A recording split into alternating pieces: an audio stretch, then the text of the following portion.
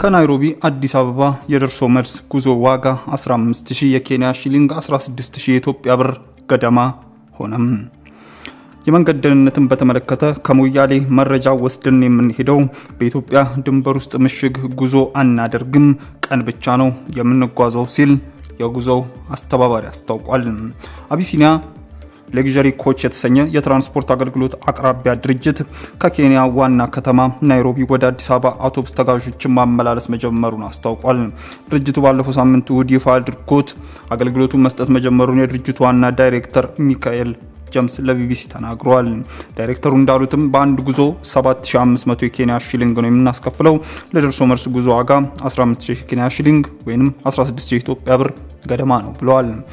ከኛ በፊት ሮያል አላይንድ የተሰኘ ከናይሮቢ ሞያሌና ሞምባሳ የህዝብ ማመላለሻ ትራንስፖርት አገልግሎት ላይ የተሰማራ ድርጅት አለ። ከ4 ዓመት በፊት የተሰማራው የሮያል አላይንድ እስከ ሞያሌ ብቻ ይሰራ ነበር።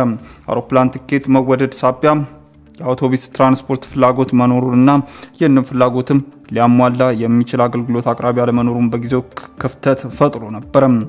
ይህን ክፍተት ለመሙላትም ነው ለምን ቀጥታ ከናይሮቢ አዲስ አበባ ጉዞ አንጀምርም ብለን አቢሲኒያ የጀመር ነው ብለዋል። አሁን ላይ 8 ባስ ነው ያለን። የኛ እቅድ 16 መሆን አለበት የሚል ነው። ከ16ቱ 6 ባስ እዚያው ኢትዮጵያ እንዲሆኑ ነው የምንፈልገው። እነሱን በጅቡቲ በኩል እናስገባለን ብለዋል። በየቀኑ ወደ በናይሮቢና አዲስ አበባ መካከል የህዝብ ማመላለስ ስራዎችን እንሰራለን ብለዋል። ባለፈው እሁድ ስራችንን በይፋ ስንጀምር 7 ተሳፋሪዎች ከናይሮቢ ወደ አዲስ አበባ ለመሄድ ትኬት ቆርጠው ነበር ብለዋል። የእሁድ የሙከራ ጉዞ ነበር፣ ነገር ግን በደንብ ማስታወቂያ ስላልተሰራ ቀጥታ የሚጓዙ ተሳፋሪዎች አልተገኙም ብለዋል። ባሱ 46 ሰዎችን የመያዝ አቅም ቢኖረውም ቀጥታ አዲስ አበባ የሚሄዱ 7 ሰዎች ብቻ ነበሩ።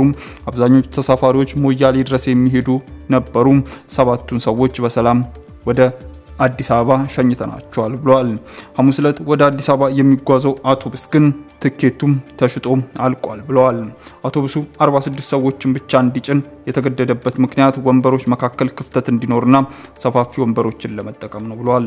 አውቶቡሶቹ አስተናጋጆች ራሳቸውን የቻሉ የሴቶችና የወንዶች መጸዳጃ በውስጣቸው የኢንተርኔትና ስክሪን ጨምሮ የመዝናኛ አገልግሎት አላቸው ብለዋል። የጉዞ መስመርና ሰዓትን በተመለከተ አውቶቡሱ ከቀኑ 10 ሰዓት ከናይሮቢ የሚነሳ ሲሆን በማግስቱ ጧት ሞያሌ ይደርሳል። ኢሚግሬሽን እስኪከፈት ተሳፋሪዎችም ያርፋሉ። ኢሚግሬሽን ከጧቱ 2 ሰዓት ያልቃል።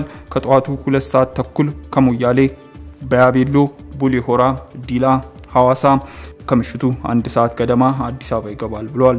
የጸጥታ ሁኔታውን በተመለከተ ዳይሬክተሩ እንዳሉት ይህ መስመር ከመጀመሩ በፊት በራሴ ከ10 ጊዜ በላይ ተመላልሻለሁ። በመንገዱ ላይ የጸጥታ ስጋት በኔ ጉዞ አጋጥሞኝ አቅም ብለዋል።